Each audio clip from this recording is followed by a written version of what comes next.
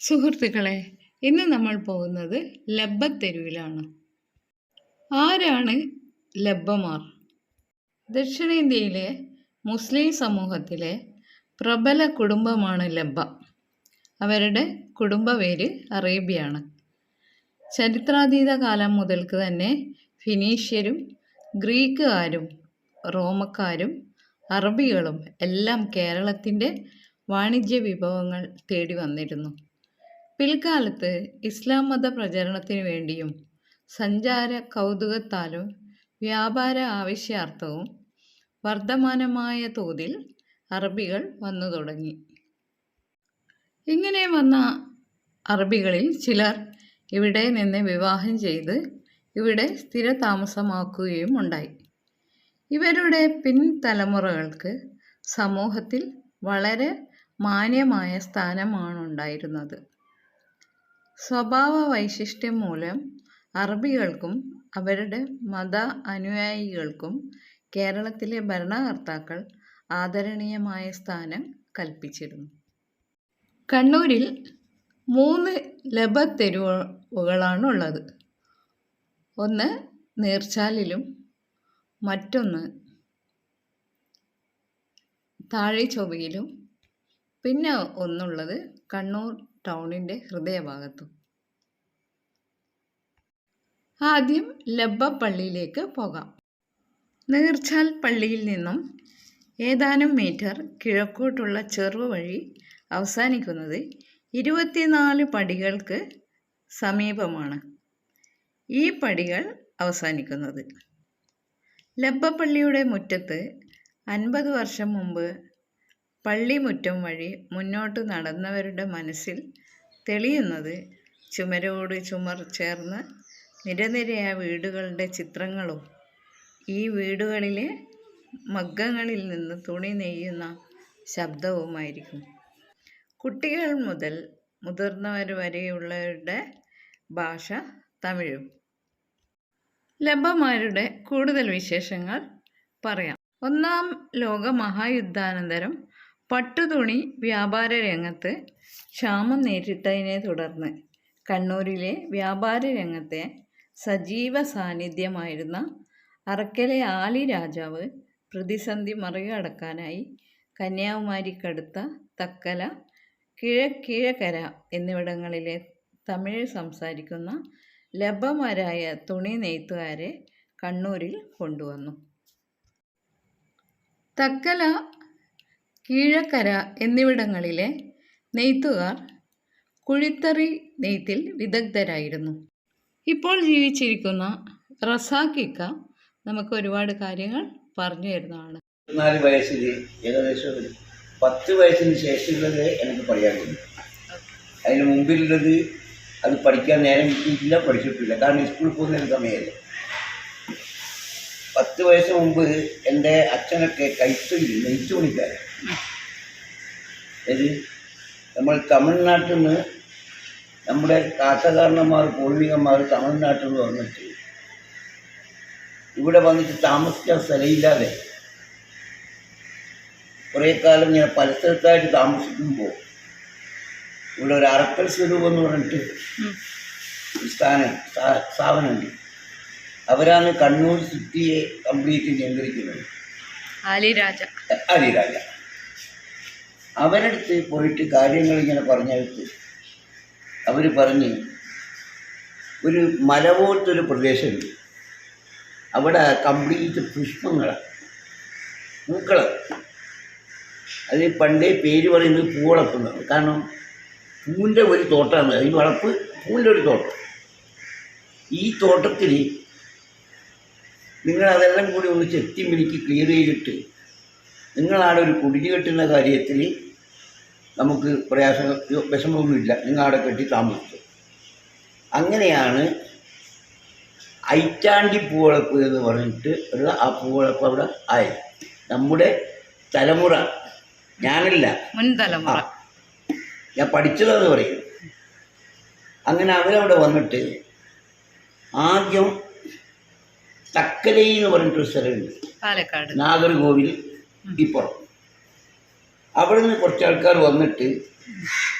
കുഴിമഗ്ഗുണ്ട്. ഭൂമി കുഴിച്ചിട്ട് ഉം. ആ കുഴിൻ്റെ ഉള്ളിൽ ഇരുന്നിട്ട് നെയ്ത്ത് പണി. ഉം. ഇപ്പം സാധാരണ മേലെയല്ലേ മഗ്ഗം, ഉം. ഉം. അന്ന് കുഴിമഗ്ഗം. ഈ കുഴിമഗ്ഗത്തിലിരുന്നിട്ട് ഉള്ളിലിരുന്നിട്ടാണ് അവർ പണിയെടുക്കൽ. അന്ന് അവർ എടുത്തത് പട്ടിൻ്റെ പണിയാണ്. പട്ടിൻ്റെ പണി എന്ന് പറഞ്ഞാൽ പട്ടുനൂല് കൊണ്ടുവന്നിട്ട് കസവും കൊണ്ടുവന്നിട്ട് പെണ്ണുങ്ങൾക്കുള്ള പണ്ടത്തെ ഉടുവിട ഉണ്ടാക്കലാണ് അവരെ പണി. ഉടുവിട എന്ന് പറഞ്ഞാൽ എനിക്ക് മനസ്സിലായ ഒരു പുതിയ പെണ്ണായിട്ട് ഇറങ്ങുമ്പോൾ അവർ ഫസ്റ്റിൽ ധരിക്കുന്ന പുടവ. ഒരു വസ്ത്രമാണ് പുടവ. ഈ പുടവ ഉണ്ടാക്കലാണ് ഇവരെ പണി. ഉം. അത് അങ്ങനെ നടന്നുകൊണ്ടേയിരിക്കുമ്പോൾ കുറേ കഴിഞ്ഞതിന് ശേഷം പിന്നെ അതിന് മാർക്കറ്റ് കുറഞ്ഞു. അതിന് കുറഞ്ഞതിന് ശേഷം പിന്നെ ഈ കുഴിമഗ്ഗത്തിന് മറ്റ് പലതും ഉണ്ടാക്കിയിട്ട് വിൽപ്പന തുടങ്ങി. അങ്ങനെ കുറേ കഴിഞ്ഞാലോ അപ്പോഴേക്കും നമ്മൾ ഏകദേശം മേലോട്ടിങ്ങനെ നോക്കൽ തുടങ്ങി. 10 വയസ്സിന് മേലോട്ട് വിളിച്ചു തുടങ്ങി. അപ്പോഴാണ് നമ്മൾ കണ്ടത് നമ്മളെ അച്ഛനെല്ലാം ഈ മരത്തിനെ കൊണ്ട് മഗ്ഗം പോലെ ഉണ്ടാക്കിയിട്ട് ആശാനെ കൊണ്ട് ഉണ്ടാക്കിയിട്ട് ഇങ്ങനെ വെച്ചിട്ട് അതിൽ നൂല് കൊണ്ടുവന്നിട്ട് പാവാക്കി അത് വെച്ച് അതിൻ്റെ മേലെ ഇരുന്നിട്ട് അത് പണിയെടുത്തു, നെയ്ത്ത് പണിയെടുത്തു. അന്നാണ് നെയ്ത്ത് പണി ഇവിടെ നമ്മളെ കണ്ണൂർ സിറ്റിയിൽ നടന്നത്. ആ പണി കുറേ കഴിഞ്ഞാലും ഇവിടെ കണ്ണൂർ മുസ്ലിം ബിബിഎ സൊസൈറ്റി എന്ന് പറഞ്ഞിട്ട് ഒരു സൊസൈറ്റി നടന്നില്ല, അവിടെയും അതുണ്ടായിരുന്നു.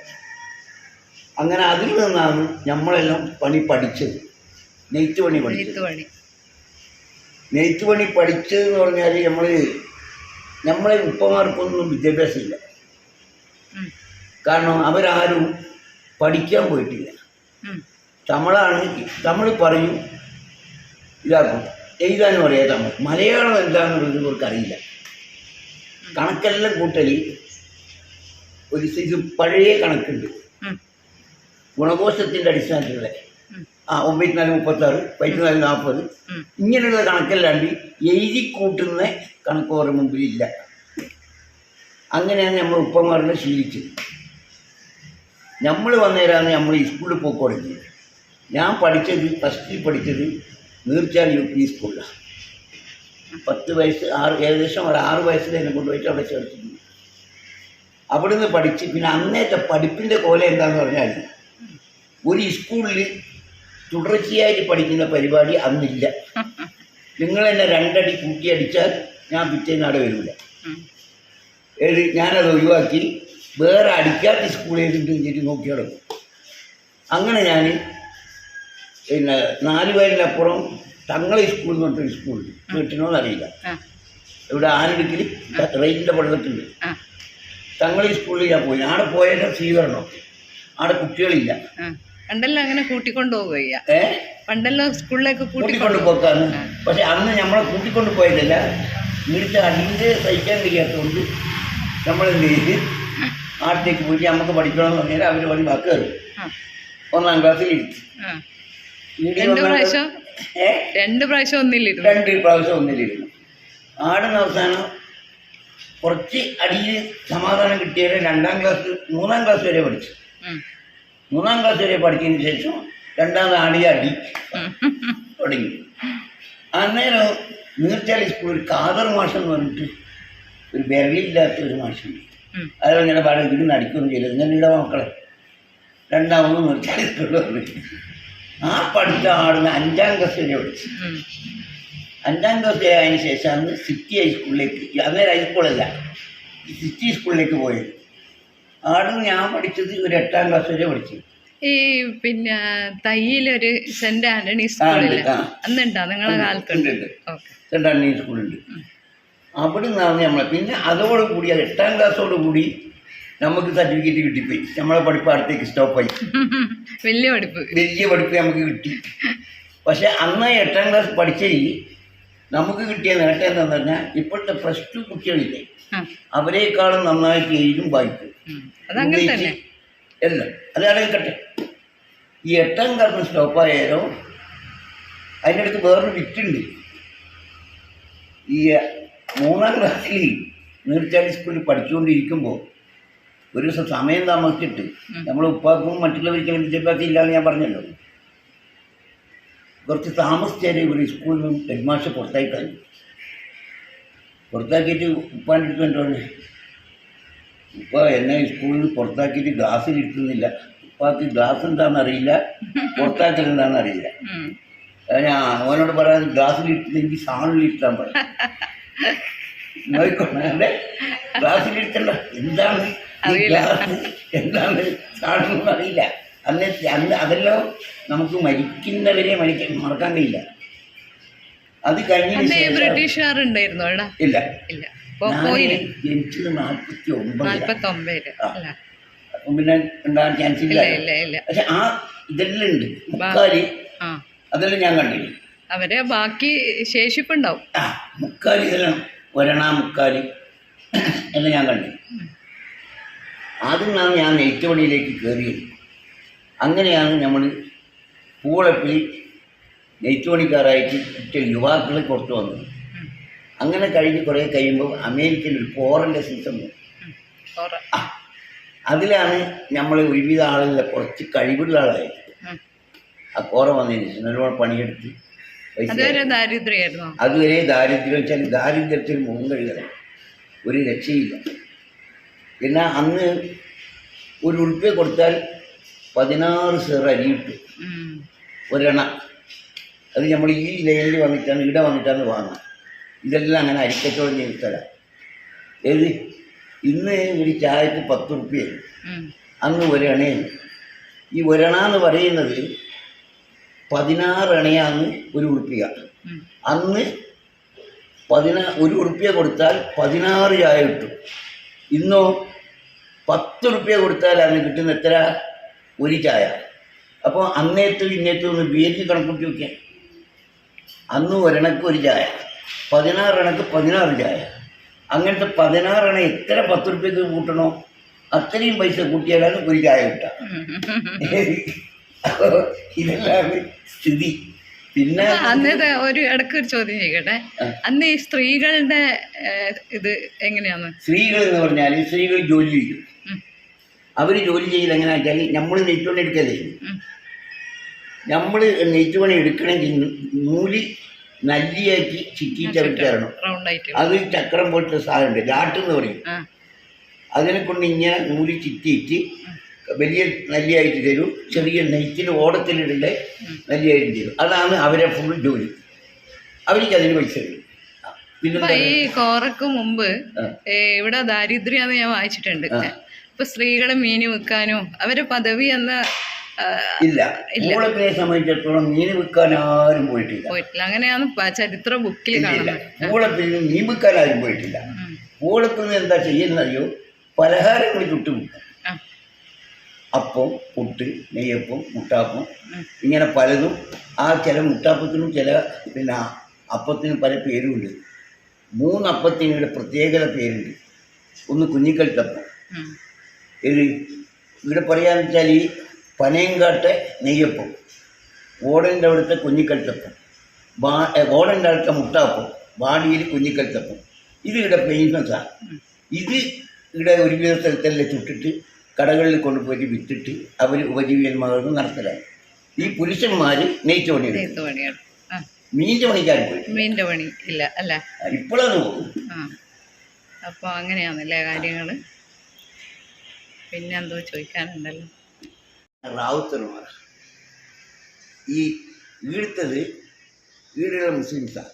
ഈ റാവുത്തർമാർ എന്ന് പറഞ്ഞാൽ തമിഴ്നാട്ടിൽ നിന്ന് വന്നവരാണ്. തമിഴ്നാട്ടിൽ നിന്ന് എങ്ങനെ വന്നതെന്ന് വെച്ചാൽ മാലിക് ദിനാറും പാർട്ടിയും ആൾക്കാരുടെ ദീൻ ഉണ്ടാക്കാൻ വേണ്ടി അവരെ കൂടെ മതം പ്രചരിപ്പിക്കാൻ വന്നവരാണ്. അങ്ങനെ മതം പ്രചരിപ്പിച്ചിട്ട് അതിന് ശേഷം ഇവർ അതിൽ മതത്തിൽ ചേർന്നവരാണ് മലയാളക്കാർ. ആര്? ഈ മുസ്ലിം. അപ്പം ഇവർക്ക് നമ്മളെ തറവാട്ട് പേര് ഇവരുടെ തറവാട്ട് പേരിൽ കാണില്ല കേട്ടാ. നമ്മുടെ തറവാട്ട് പേര് വേറെ, ഓരോ തറവാട്ട് പേര് വേറെയാണ്. ഏകദേശം എന്തായിരിക്കും? നമ്മളതിൽ പല ലാഭത്തൻ അങ്ങനെ പല ഇതുമായിട്ട് വരും. ഓരതായല്ല. ഇവിടെ തച്ചൻകണ്ടി ആശുമുണ്ട്, തച്ചൻകണ്ടി അമീതുണ്ട്, ഇങ്ങനെ പറയും. അപ്പോൾ തറവാട്ട് പേരും അവരെ തറവാട്ട് പേരും സാമ്യമായിട്ടുള്ള തറവാട്ട് പേരാണ് ഇവര്. നമ്മളെ തറവാട്ട് പേരിൽ ഇതിൽ ഒരാളെ നോക്കിയാൽ കാണൂല.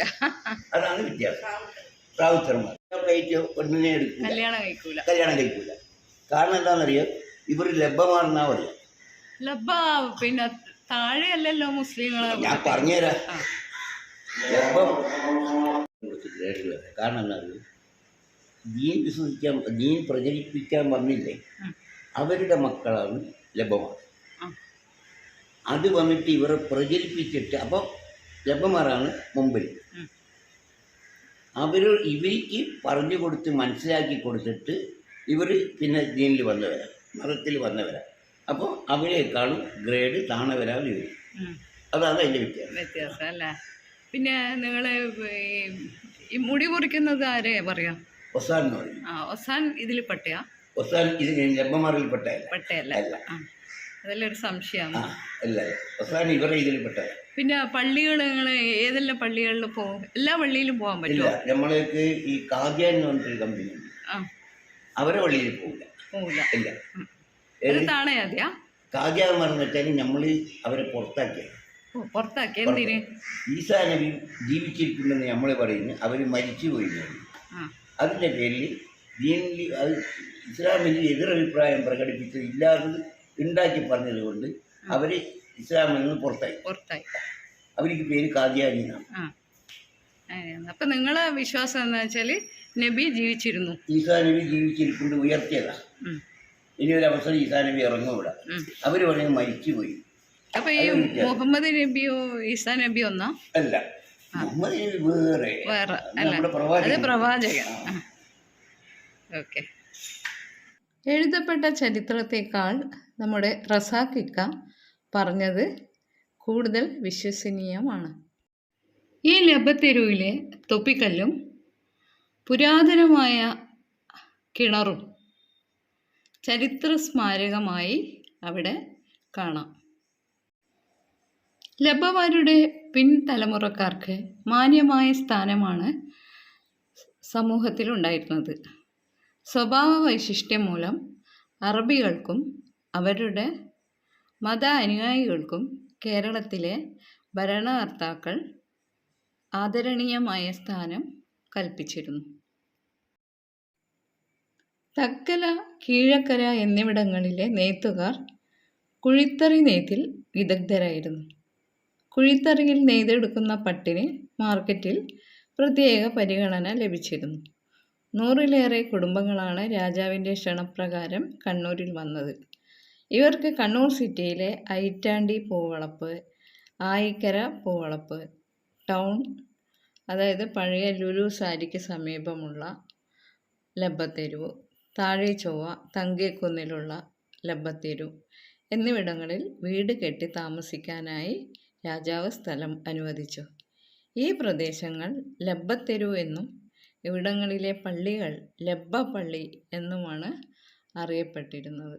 ഇതിൽ കൂടുതൽ കുടുംബങ്ങൾ കുടിയേറിയത് ഐറ്റാണ്ടി പൂവളപ്പിലായിരുന്നു.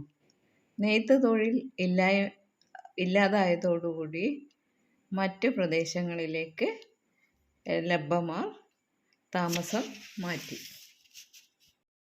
എങ്കിലും ഐറ്റാണ്ടി പൂവളപ്പ് പൂർവികരുടെ സ്മരണയിൽ പിൻഗാമികൾ നിലനിർത്തി പോരുന്നു. കണ്ണൂർ ടൗണിലുള്ള ലബ്ബത്തെരു ഇപ്പോൾ 90% നാമാവശേഷമായിട്ടുണ്ട്. ആകെ ഒരു 3 വീടുകൾ മാത്രമേ ഇപ്പോൾ അവശേഷിക്കുന്നുള്ളൂ. തക്കലയിലെയും കിഴക്കരയിലെയും പോലെ പാലക്കാട് പുതുക്കോട്ടയിലെ മുസ്ലിങ്ങളുടെയും പ്രധാന തൊഴിൽ തുണി നെയ്ത്തായിരുന്നു.